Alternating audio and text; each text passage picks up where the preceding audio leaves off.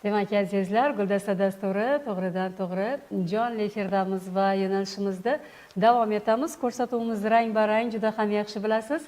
Har gal ko'rsatuvimizga biz suhbatdoshlarimizni taklif etib boramiz. Hozir ham studiyamizdan mehmonlarimiz o'rin egallashdi. Marhamat Sanjarbek, ular bilan tanishtiramiz. Tanishtirib o'tamiz. Dilafroz Ahmadjonova, Namangan tumani Barkamol avlod bolalar maktabi landshaft dizayn to'garagi rahbari. Elbekjon Ne'matjonov, Namangan shahar Barkamol avlod bolalar maktabi to'garagi a'zosi hamda ularning buvilari Xolidaxon Rahimova bugun studiyamiz mehmonlar. Avvalambor assalomu alaykum. Xush ko'rdik sizlarni studiyamizda. Kayfiyatlar yaxshimi? Yaxshi, Demak, samimiy suhbat qurishga harakat qilamiz. Avvalo keling, mana shu Barkamol avlod bolalar ijodiyot maktabining bugungi faoliyati, bu yerda bolalarning bir qiziqishlari, qanday to'garaklar faoliyat yurityapti, shular haqida ozgina gapirib bersangiz. Avvalambor assalomu alaykum. Kamtarona mehnatimizda e'zozlab chaqirganlaring uchun sizlarga rahmat, rahbariyatga, alohida Shahnozaxonga rahmat. Namangan tuman Barkamol avlod maktabimizda to'garaklarimiz o'rin olgan. Jismoniy tarbiya, sport bo'yicha, qo'l mehnati bo'yicha, landshaft dizayn bo'yicha, eko dizayni bo'yicha, sport bo'yicha yo'nalishlarimiz juda ham ko'p. Tarmoqlar aro to'garaklarimiz. Namangan tuman Barkamol avlod to'garagimizda yana qo'l mehnati, bichish tikish to'garaklarimiz bor. Endi bugungi kunda yoshlarimiz ko'proq qaysi to'garakka qiziqish bildirishadi? Hozir ko'proq yoshlarimiz sportga qiziqishyapti ko'proq. Shuningdek, bizning Barkamol avlod to'garagimizda Elbekjon bor. Ular ham sport bilan shug'ullanadi. Ular ham sport bilan shug'ullanadi. Qaysi yo'nalish bo'yicha? Landshaft dizayn bo'yicha, karate bo'yicha. Bizning to'garagimizda faoliyat yuritadi. Demak, ham landshaft dizayn yo'nalishida saboq olyapti va sport sohasida ham ta'lim olib kelyapti. Elbekjon, marhamat. Elyorbekmidilar? Elbekjon. Elbekjon, o'zingiz haqingizda aytib bering. Sportga qanday qiziqib qoldingiz? Sport.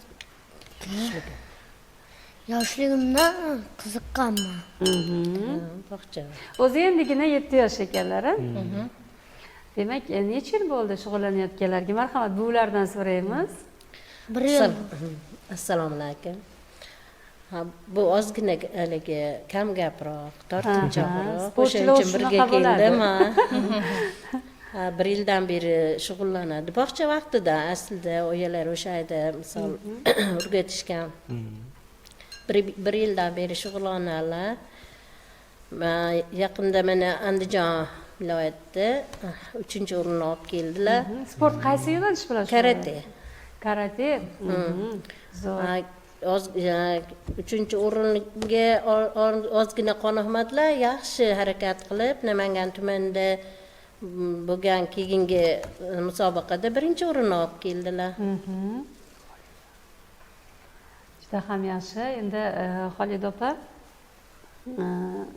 mana shu karate sport turiga kim yo'naltirdilar?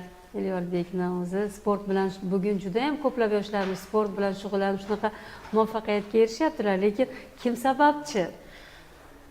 Asosli dedalari.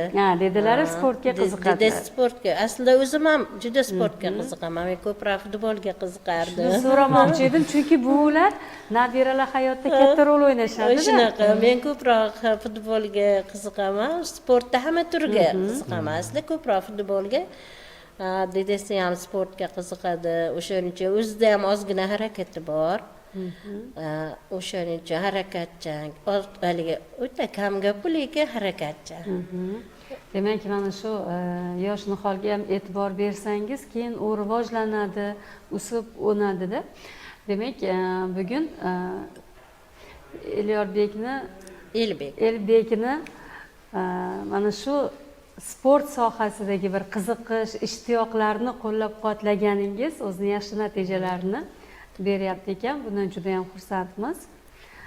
Endi to'garakka qaytadigan bo'lsak, yana shu landshaft dizayn to'garagida nimalar o'rgatiladi asosan? Landshaft dizayn to'garagida asosan mana masalan ko'chalarimizni asosan bezatishda gullardan yasalgan yaproqlardan uylarda ham gullardan foydalanib chiroyli landshaft dizayner shunaqa narsalardan bezash mumkin landshaft dizaynerda asosan hovli joylar. Endi bugungi kunda mana shu tashqi dizaynga ham juda ham katta e'tibor berilyapti-da. Hozir xonadonlarga kirib borsangiz 7-8 yil oldingi holatdan ko'ra bugun juda ham bir chiroyli dizaynda yasalgan manzarali daraxtlarni, o'sha turfa xil noyob bir turlarni ko'rib bahri dilingiz ochiladi, quvonadi. Va bunga siz aytgandek o'sha qo'shimcha dizayn chiroyli tog' toshlarini kiritilyapti, o'ziga xos rang-barang toshlar qo'yilyapti. Yoki o'sha chiroyli maysalarni o'ziga xos shakl berilishi, haqiqatda bu yo'nalish hamma uchun juda ham bir qiziqarli bo'lib boryapti. Endi Xolida opa, Elbek bu borada qanday muvaffaqiyatlarga erishyapti? Qiziqyaptimi? Mana shu landshaft yo'nalishiga ham nimalarni yasashga ulguryapti? Bu rasm chizadi. Rasm ustozlarning tenjonlari sog' bo'lsin. Rasm to'garagiga ham qatnashadi. Ingliz tiliga she'rlar yodlaydi ingliz tilidan. Endi baribir sportchi bo'lganlar ingliz tili ham kerak bo'ladi. Albatta. O'shaning uchun ingliz tiliga ham ozgina qiziqish bor. She'rlar she'rlari yodlaydi. ham bor. She'ringizni She'r aytib berasizmi? ingliz tilida she'rlar yodlaydi. Eshitamiz bo'lmasa.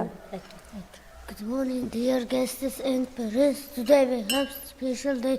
So welcome to our new party. We wish you good health, long life and happiness. Happy New Year. Vatan haqida she'rimiz ham Tushunmadiku, bor. lekin tushunishga harakat qildik. Vatan haqida Ezgulik bor edi. Vatan haqida she'rimiz ham bor. bor. Harakat yaxshi. Muhimi harakat bor. Endi Elbekjon birinchi marta kelyaptilar-da studiyamizga. Ham juda ham kichikda yoshlari, endigina 7 yosh. O'zi hayajon bo'ladi, tortinchoqlik bo'ladi, lekin yaxshi shunchalik hayajonni yengib she'rlarni aytib beryaptilar. Yana she'r aytib berasizmi? Nima haqida? O'zbekiston. O'zbekistonimiz, vatanimiz haqida marhamat eshitamiz. O'zbekiston ozod diyor, ko'rkam buyuk vatandir. Tuproq zor, hosillar bog'i chamandir. Dilda tuyib vatan mehrin yurt haqida o'ylaymiz. Shu boisdan uning madhini to'lib toshib kuylaymiz. Juda ham yaxshi, rahmat aytamiz. Endi kelajakdagi rejalar qanday? Bugun mana shu to'garak o'zini oldiga yana ko'plab o'quvchilarni jalb etish uchun qanday bir maqsadlarni qo'ygan? To'garakdan maqsadimiz o'quvchilarni bo'sh vaqtlarini bo'sh qoldirmasdan ularni to'garakka jalb qilib, tarmoq to'garaklarimiz, matematika to'garaklarimiz bilan birga prezidentimizga ham katta rahmat. Hozirgi yoshlar uchun juda ham katta yo'l ochiq. Faxrlanaman, o'qituvchi bo'lganimdan faxrlanaman, to'garakda ishlaganimdan faxrlanaman. Fursatdan foydalanib dadajonim ko'rib turibdilar, duogo'yimiz. Assalomu alaykum dadajon. Baxtimizga sog' bo'ling. Barkamol avlod maktab direktorimiz Sotivoldi Bekzodbekka, ustuvchimiz Nigoraxonga minnatdorchiligimizni bildiramiz. Juda ham yaxshi. Albatta rahmat aytamiz bugungi tashrif uchun, mazmunli, maroqli suhbat uchun. Kattakon rahmat. Studiyamizda sizlarni xush ko'rdik. Sizlarga ham rahmat. Sog' bo'linglar. Salomat bo'linglar.